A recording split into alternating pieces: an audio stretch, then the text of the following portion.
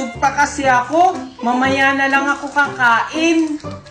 Sige na, Junjun, patingin ang baon mo. Ayoko! Kaya pala hindi niya nilalabas yung baon niya kasi sardinas pala. Yak! Ew! Sardinas lang yung baon ni Junjun. Uy, grabe naman kayo kay Junjun, porket sardinas yung baon niya. O ito, Junjun, sa'yo na lang to. Hala, binigyan niya. Siguro may gusto ka kay Junjun, oh. Oo nga, may gusto siya kay Junjun. Aminin mo na kasi, Danica. Uy, hindi naawa lang ako kay Junjun. Wag na, Danica. Nahihiya ako.